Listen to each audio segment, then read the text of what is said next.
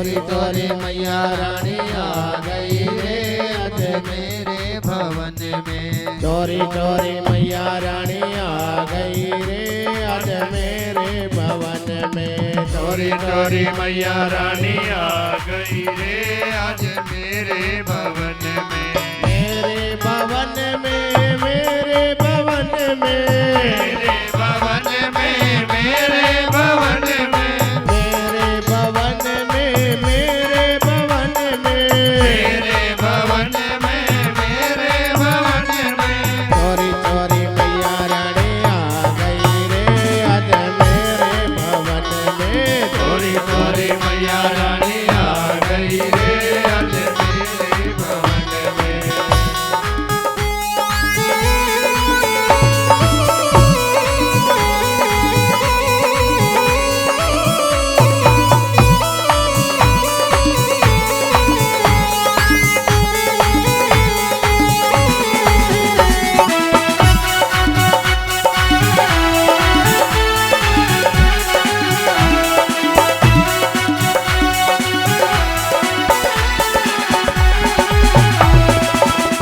माँ से पूछा तुम रहती कहाँ हो। मैंने माँ से पूछा तुम रहती कहाँ हो। मैंने माँ से पूछा तुम रहती कहाँ हो। मैंने माँ से पूछा तुम रहती कहाँ हो। मन मोरी नाम बता गई रे आज मेरे भवन में। मोरी नाम बता गई रे आज मेरे भवन में। मन मोरी मैया रानी आ गई रे आज मेरे भवन में। चोरी चोरी मैया रानी आ गई रे आज मेरे भवन में। हो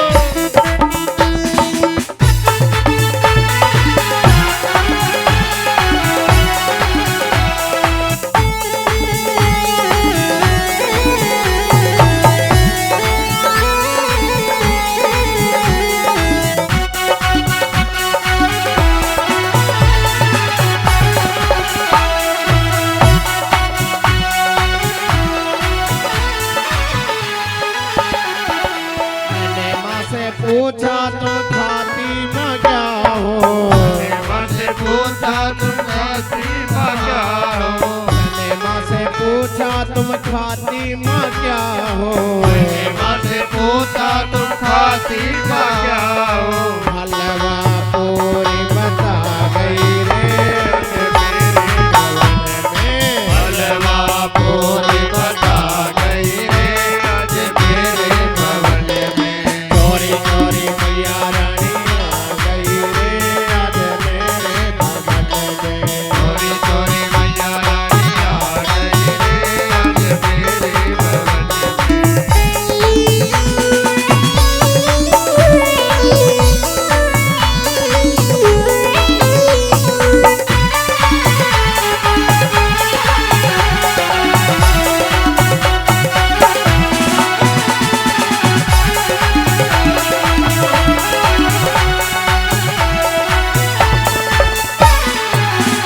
माँ से पूछा पहनती माँ क्या हो।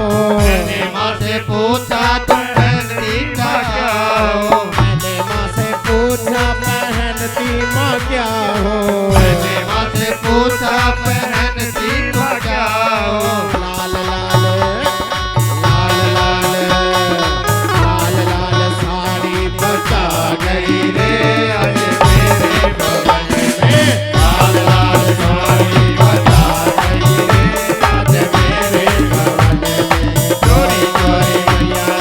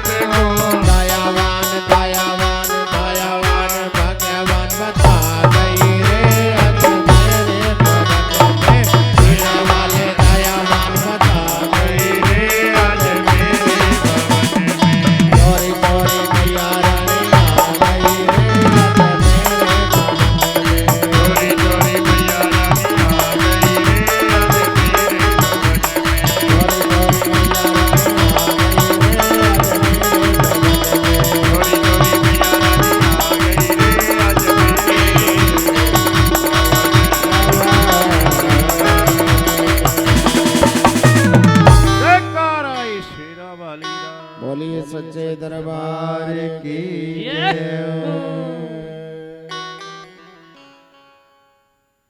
तो आज माँ से प्रार्थना करी। ऋतवाक मुनि प्रार्थना करते हैं माँ से कि हे माँ, जो ये मेरा बेटा है ये अनेक प्रकार के जो उत्पात मचा रहा है, हे माँ हे भगवती इसका उद्धार कर दीजिए। तब माँ सपने में आकर ऋतवाक मुनि को दर्शन दे के जाती हैं और नवरात्रि परायण जो 9 दिनों के व्रत किए हैं ऋतवाक मुनि ने और देवी मद भागवत महापुराण की कथा सुनी, उससे माँ भगवती जगदम्बा पारंबा प्रसन्न हो गई और ऋतवाक मुनि को आशीर्वाद दे गई कि अब जो तुम्हारे घर में कोई रोग नहीं रहेगा, कोई बीमारी नहीं रहेगी, कभी क्रोध नहीं करेंगे, कोई लड़ाई झगड़ा घर में नहीं होगा और जो तुम्हारा पुत्र है इसको भी सद्बुद्धि प्रदान होगी और आगे भी तुम्हारी वंश वेल चलती रहेगी। आगे से तुम्हारे घर में हमेशा मेरी कृपा बरसती रहेगी। बोलिए सच्चे दरबार की जय। तो माँ भगवती दर्शन देकर अंतर ध्यान हो जाती हैं और ऋतवाक मुनि आनंद मनाते हैं और आगे की कथा बताते हैं कि महाराज जैसे ही ऋतवाक मुनि ने रेवती नक्षत्र को, कंसल साहब, रेवती नक्षत्र को जो श्राप दिया था और वो रेवती नक्षत्र जब टूट कर मुकुंद पर्वत पर गिर जाते हैं तो वहां पर रेवती नाम की एक कन्या भी प्रकट हो जाती है, कन्या। और वहां पर वहीं पर आश्रम भी, उसी पर्वत के ऊपर एक मुमुच ऋषि का आश्रम भी है और उस कन्या को वो मुमुच ऋषि अपनी पुत्री समझ कर ले जाते हैं और वो कन्या इतनी सुंदर थी, लक्ष्मी माता जितनी सुंदर है वो इतनी सुंदर वो कन्या, उसका पालन पोषण अपनी पुत्री के समान आश्रम में ले जाते हैं मुमुच ऋषि और उस कन्या का लालन पालन करते हैं महाराज। जैसे वो आश्रम में रहती है मुमुच ऋषि भगवान की भक्ति करते हैं, माँ पारंबा जगदम्बा की भक्ति करते हैं। आश्रम में रहते रहते जब उस कन्या को बहुत दिन बीत जाते हैं, जब वो युवावस्था को प्राप्त हो जाती है, वो रेवती नक्षत्र की जो बेटी है वो रेवती जब जवान हो जाती है तो महाराज मुमुच ऋषि ने सोचा कि अब ये कन्या युवावस्था को प्राप्त होने वाली है, अब इसका विवाह कर देना चाहिए, अब इसके विवाह के योग्य कोई वर भी होना चाहिए। तो बहुत देखभाल करते हैं, इधर उधर मन को दौड़ाते हैं, लेकिन उसके बराबरी का कोई भी वहां पर वर नहीं मिल रहा। मुमुच ऋषि आजकल अपनी पुत्री के विवाह के बारे में ही सोचते रहते हैं, चिंता मग्न रहते हैं कि अपनी बेटी का विवाह मैं किसके साथ में करूं। तो महाराज जब कोई भी रास्ता नहीं मिलता तो अग्नि भगवान के पास में यज्ञशाला में जाते हैं और यज्ञशाला में अग्नि देवता को प्रसन्न कर लेते हैं। अग्नि देवता प्रकट हो जाते हैं और मुमुच ऋषि पूछते हैं कि हे महाराज, जो ये रेवती कन्या है इसके योग्य कोई भी वर हमें बताइए कि इसका विवाह किसके साथ में होना चाहिए। तब अग्नि भगवान ने प्रकट होकर कहा कि एक दुर्दम नाम के एक राजा आएंगे, वो दुर्दम नाम के राजा के साथ में इस रेवती का विवाह होगा। बोलिए सच्चे दरबार की, वही इनके योग्य हैं और उन्हीं के साथ में इनका विवाह होना निश्चित है। जब तक मुमुच ऋषि तो चले जाते हैं यज्ञशाला में और उधर से भगवान माँ जगदम्बा उस पारंबा की कृपा से वो दुर्दम राजा शिकार खेलते खेलते जंगल में भटक जाते हैं और भटकते भटकते वो एक दिन उसी आश्रम पर पहुंच जाते हैं जहां पर मुमुच ऋषि का आश्रम है, रेवती, जहां कन्या रहती है। जैसे वो दुर्दम राजा आश्रम में पहुंचते हैं तो वहां पर देखते हैं कि एक कन्या है, युवावस्था को प्राप्त है। उससे पूछा कि हे प्रिय, जो महामुनि हैं मुमुच ऋषि जी, आजकल वो कहाँ पर रहते हैं, कहाँ गए हैं, मुझे जल्दी से बताइए। हे कल्याणी, आपका कल्याण हो, जरा मैं उनके चरणों का दर्शन करना चाहता हूँ। मुझे बताइए कि आजकल वो ऋषि कहाँ पे रहते हैं, कहाँ गए हैं, इस समय कहाँ है वो। तो उस रेवती ने कहा कि हे राजा, मेरा नाम रेवती है और ऋषि आप अब आश्रम में मैं अकेली हूँ, और ऋषि वर तो यज्ञ करने के लिए, तपस्या करने के लिए, अग्नि भगवान की आराधना करने के लिए यज्ञ मंडप में गए हुए हैं। तो जब राजा ने ये बात सुनी कि मैं अकेली ही यहाँ पर आश्रम में हूँ, तो उसी समय राजा एक मिनट भी वहां पर ठहरे नहीं और तुरंत ही आश्रम से बाहर आकर खड़े हो गए। उधर से वो और मुमुच ऋषि की प्रतीक्षा करने लगे। जैसे ही मुमुच ऋषि अग्निशाला से बाहर निकले महाराज, तो आश्रम के दरवाजे पर वही दुर्दम राजा खड़े थे। देखकर बड़े प्रसन्न हो गए मुमुच ऋषि, और दुर्दम राजा ने चरणों में दंडवत प्रणाम किया। नमो ब्रह्मण्य देवाय गो ब्राह्मण हिताय च जगत हिताय कृष्णाय गोविंदाय नमो नमः। हे ब्राह्मण देवता, हे गुरुदेव, मैं आपके चरणों में दुर्दम राजा दंडवत प्रणाम करता हूँ। तो दुर्दम राजा को देखकर मुमुच ऋषि बड़े प्रसन्न हो गए और अपने गौतम नाम के शिष्य को कहा कि रे शिष्य, जल्दी से जाओ और राजा के लिए अर्घ लेके आओ। ये राजा अर्घ के योग्य हैं, ये सम्मान के योग्य हैं। देखिए, नहीं तो अकेली कन्या जंगल में देखकर वो वहां पर भी रह सकते थे राजा, लेकिन अकेली स्त्री को देखकर राजा तुरंत आश्रम से बाहर आकर खड़े हो गए, ऋषि की प्रतीक्षा करने लगे। यह देखकर ऋषि बड़े प्रसन्न हुए महाराज, और उनको आसन पर बिठाया राजा दुर्दम को, और अर्घ प्रदान किया, ऊंचे आसन पर बिठाया, भोजन करवाया महाराज।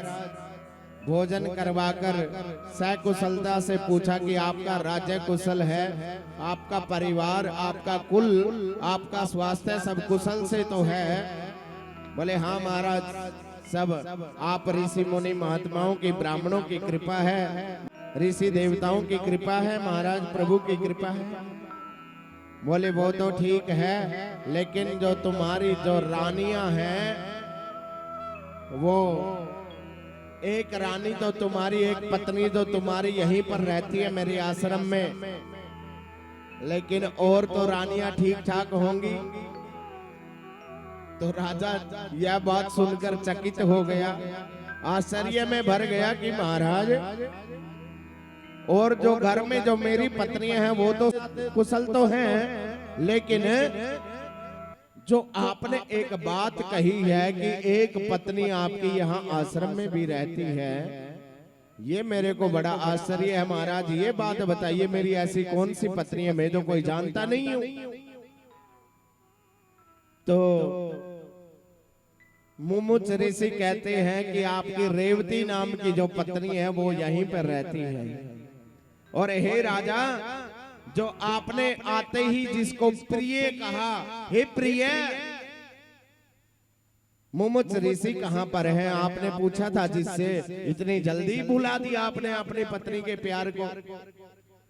तो ऋषि की बात सुनकर दुर्दम राजा हाथ जोड़कर कहने लगे, प्रभु हे गुरुदेव, मुझे क्षमा कर दीजिए, मेरे मन में कोई पाप नहीं था कि मैंने प्रिय बोल दिया उसको।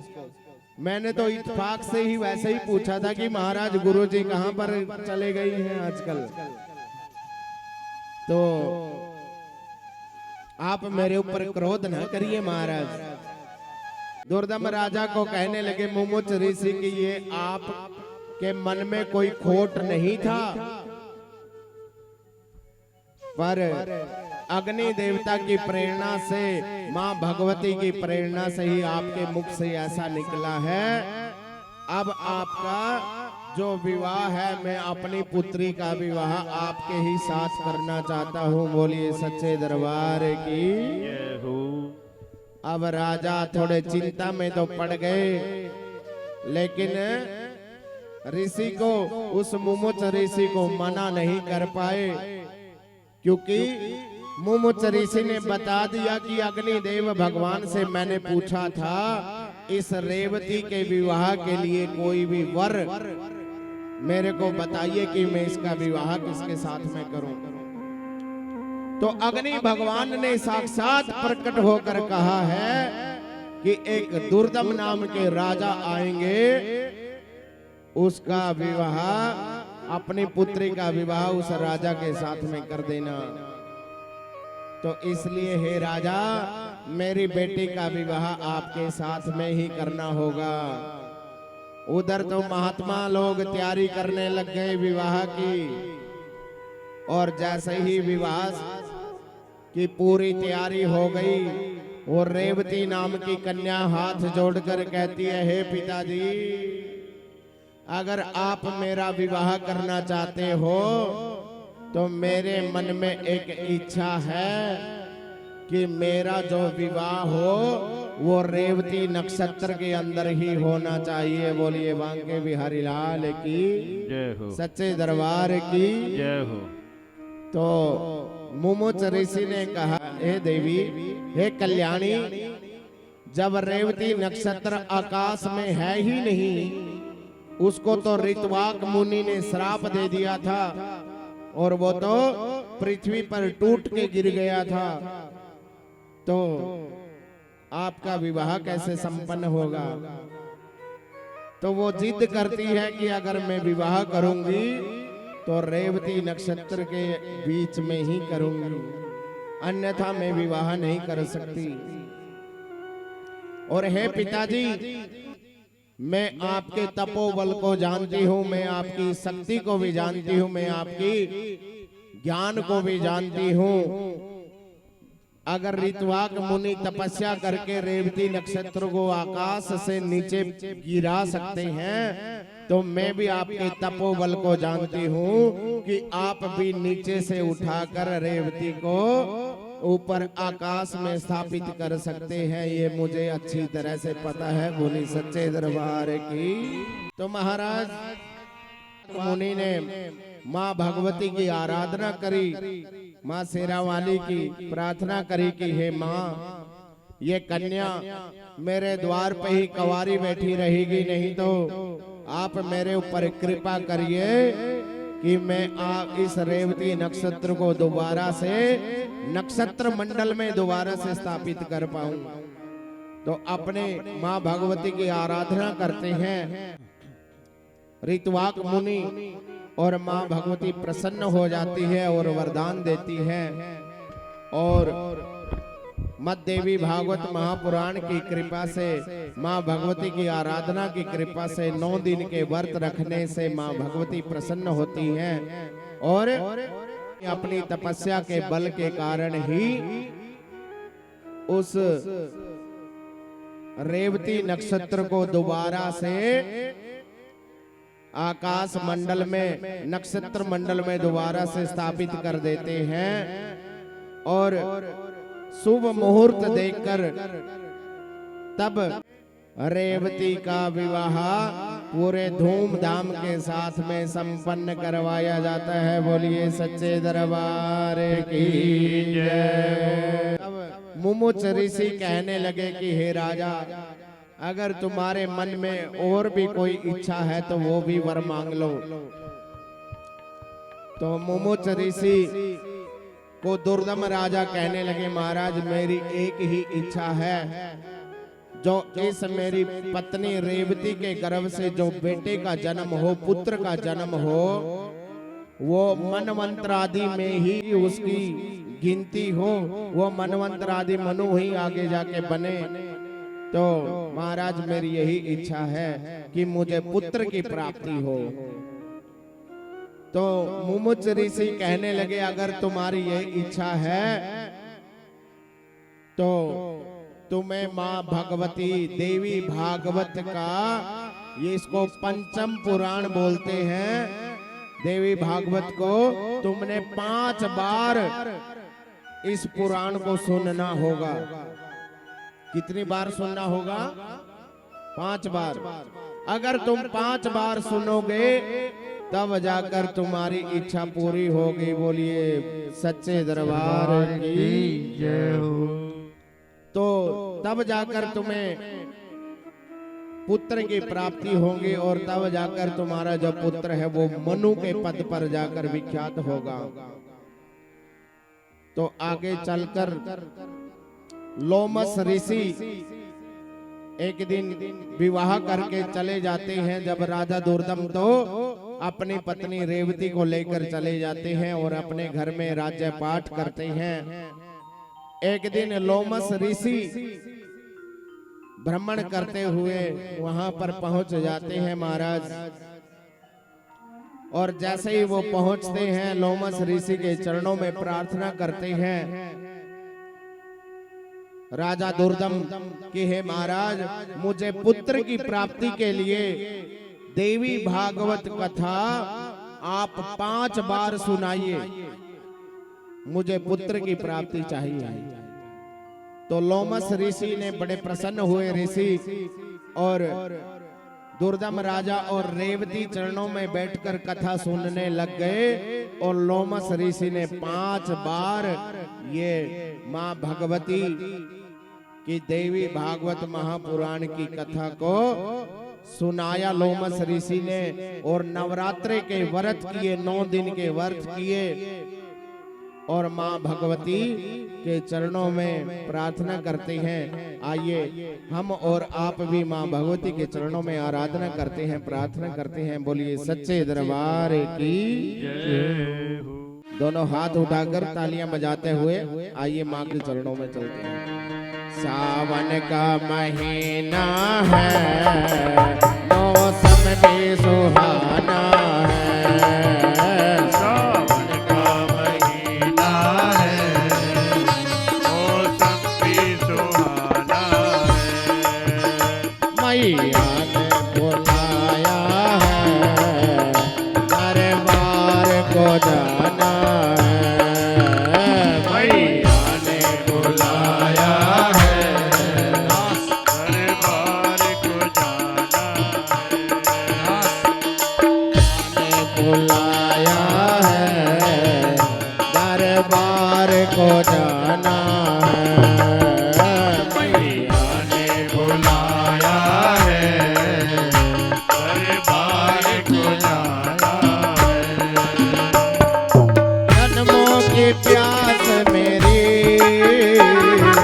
आज मिट जाएगी। जन्मों की प्यास मेरी आज मिट जाएगी। जन्मों की प्यास मेरी आज मिट जाएगी। जन्मों की प्यास मेरी आज मिट जाएगी। अनमोरी मात मेरी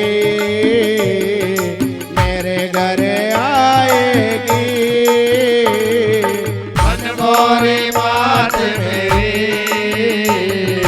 मेरे घर आएगी। मैया ने जहो मैया ने जहो, मैया ने रूठना है ना मैंने मनाना है। ना मैया ने रूठना है ना मैंने मनाना महीना है,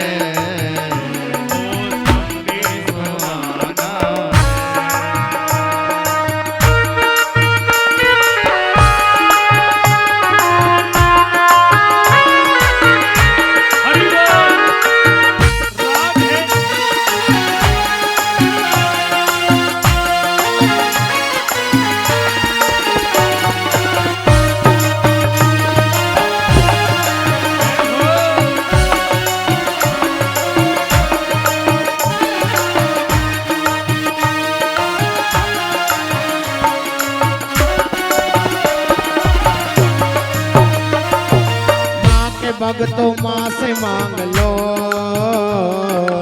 आज दाती मेहरबान है। माँ के भक्तों माँ से मांग लो, आज दाती मेहरबान है।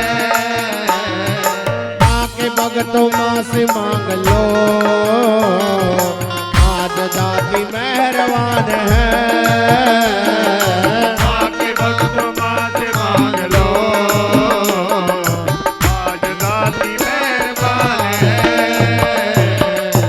आज माँ का ध्यान लगा लो, आज माँ को सबका ध्यान है। आज माँ का ध्यान लगा लो, आज माँ को सबका ध्यान है। कोई खाली नहीं जाओ जाओ, खाली नहीं, जय जय जय जय। खाली नहीं जाएगा। आज भगवती ने ठाना है, कोई खाली नहीं जाएगा। आज भगवती ने ठाना है, मन का महीना है, मौसम भी सुहाना है।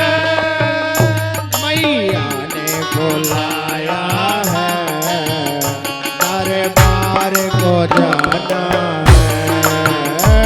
मैया ने बुलाया है, दरबार को जाना है। जय हो।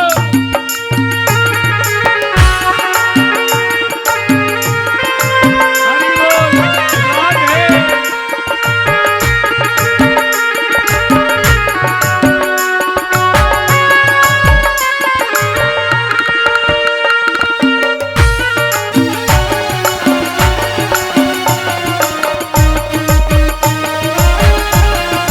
जय हो। राधे।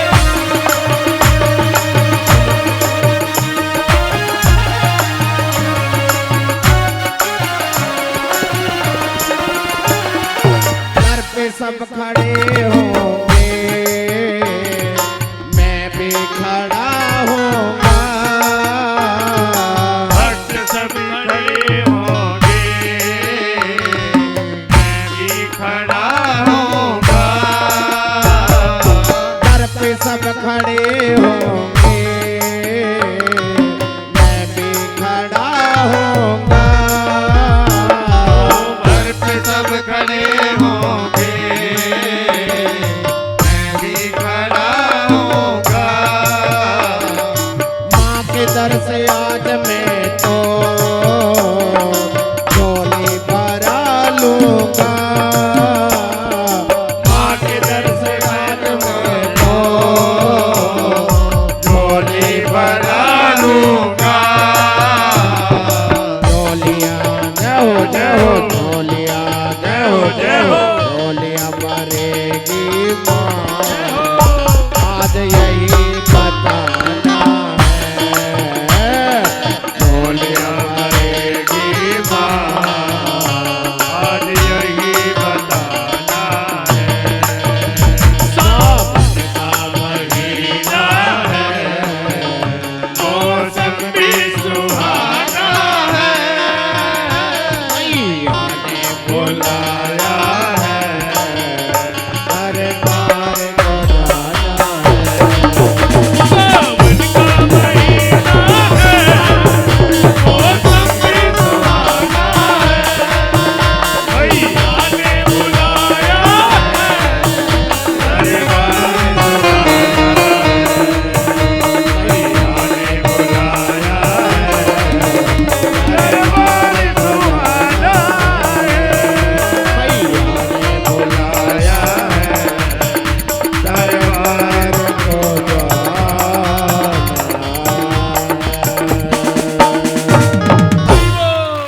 बोलिए सच्चे दरबार की जय। जयकारा माँ बनमोरी वाली का, बोलो सच्चे दरबार की जय। तो माँ भगवती की कृपा हुई और मुमुच ऋषि ने आशीर्वाद जो दिया था कि तुम्हें पुत्र की प्राप्ति होगी माँ भगवती की कृपा से, आज दुर्दम राजा रेवती के साथ में जब वो माँ भगवती की आराधना करते हैं, माँ भगवती प्रकट हो जाती है और आशीर्वाद देती है कि बताइए भक्त क्या मांगना चाहते हो। तो दुर्दम राजा हाथ जोड़कर कहने लगता है कि हे माँ, हे जगदम्बा, हे पारंबा, मुझे ऐसे पुत्र की प्राप्ति हो जो मनु के पद पर जाकर बैठ जाए, जो विख्यात हो, आगे चलकर जिसका नाम हो और हमारे आगे वंश वेल आगे बढ़ती रहे, हमारा वंश बढ़ता रहे।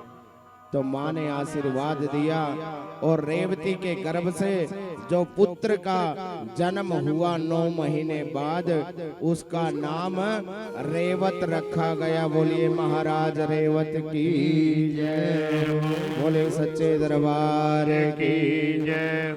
माँ भगवती की कृपा से रेवत का जन्म हुआ और ब्रह्मा जी ने उनको मनु के पद पर बिठा दिया और वो रेवत नाम के मनवंतर आदि पद पर जाकर विख्यात हो गए। सूत जी कहते हैं माँ की कृपा ऐसे ऐसे भक्तों के ऊपर भी हुई है। और कार्तिकेय जी ने जो अगस्त जी से प्रश्न किया था कि महाराज ये बताइए और किस किस के ऊपर कृपा हुई है, तो बताया कि ऋतवाक मुनि के ऊपर कृपा हुई। और महाराज उनका बेटा जो गंडमूलों में पैदा हो गया था, तब माँ की कृपा से उसको भी सद्बुद्धि प्रदान हो गई, उसका भी वंश आगे चलने लगा।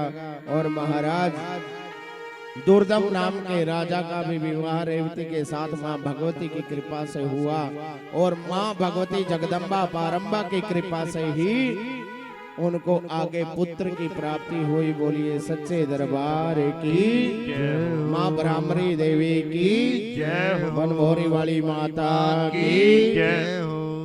तो आगे चलकर अब सूत जी सोनकादि ऋषियों को प्रसन्न करते हैं। महाराज नैमिषारण्य तीर्थ के अंदर, अच्छा ये बताइए आज तक जितने भी वेद शास्त्र पुराण है कंसल साहब, वो जितने भी आप सुनोगे सभी नैमिषारण्य तीर्थ के अंदर ही क्यों है? ऐसा क्या कारण है नैमिषारण्य तीर्थ में? नैमिषारण्य तीर्थ का रहस्य मैं बताता हूं आपको कि सोनकादि 88,000 ऋषि एक बार इकट्ठे होकर ब्रह्मा जी के पास में चले जाते हैं कि महाराज हे ब्रह्मा जी, कोई ऐसी कृपा कर दो कि हमारे ऊपर आगे घोर कलयुग आने वाला है, कली काल का हमारे ऊपर कभी प्रभाव ना पड़े। क्योंकि देखिए जब हम कोई भी पूजा पाठ करते हैं या कथा सुनते हैं तो कलयुग हमारे ऊपर आकर हावी हो जाता है और हमारा जो ध्यान है वो कथा में नहीं लगने देता, इधर उधर भटकता रहता है। ये कली का ही प्रभाव है। कलयुग कहा, रामायण के अंदर भी कहा गया है कि कलयुग केवल नाम या धारा, सुमर सुमर नर उतर ही पारा। कलयुग के अंदर तो अगर कोई कथा, बहुत बड़ी तपस्या करने की जरूरत नहीं है कलयुग में, बस भगवान की कथा सुनते जाओ, नाम सुमरन करते जाओ, भव सागर से पार हो जाओगे। बोलिए सच्चे दरबार की जय। तो महाराज ब्रह्मा जी के पास में गए, बोले ऐसा उपाय बता दीजिए कि हम जहाँ पर पूजा पाठ करें, कथा सुनते रहे, वहां पर कलयुग का प्रभाव नहीं होना चाहिए महाराज, इतनी कृपा कर दो। तो ब्रह्मा जी ने मनोमय एक चक्कर दिया, एक चक्कर दे दिया कि हे देवताओं, हे ऋषियों, इस चक्कर के पीछे पीछे चले जाओ, जहां पर ये चक्कर जाकर गिर जाएगा, इसकी गति क्षीण हो जाएगी, वहीं पर तुम इस स्थान पर ही जाकर पूजा पाठ करना, वहां पर समझ लेना कि कभी भी कलयुग का प्रभाव वहां पर नहीं होगा। और जब तक दोबारा से सतयुग ना आ जाए तब तक तुम्हें वहीं पर रहकर ही पूजा पाठ करना। तो वो चक्कर दे दिया ब्रह्मा जी ने बना के, और वो चक्कर घूमता घूमता घूमता हुआ चलता रहा। और आगे वो ऋषि महान मुनि महात्मा सोनकादि 88,000 ऋषि उस चक्कर के पीछे पीछे चलते रहे। और वो चक्कर जाकर जिस स्थान पे गिरा उसी को ही नैमिषारण्य तीर्थ कहा गया। और वहां पर उसी दिन के बाद कलयुग का कोई भी प्रभाव नहीं पड़ता। और महाराज सोनकादि ऋषि कहते हैं कि हमने कथा वार्ता सुनने के लिए, भजन पूजा पाठ करने के लिए ये प्रतिज्ञा ली है कि जब तक दोबारा से सतयुग नहीं आएगा तब तक हम यहीं पर नैमिषारण्य तीर्थ में बैठकर ही ये कथाओं का श्रवण पान करते रहेंगे और भगवान का भजन करते रहेंगे। बोलिए सच्चे दरबार की जय हो, ब्राह्मणी मैया की जय हो। इसलिए नैमिषारण्य का प्रभाव है।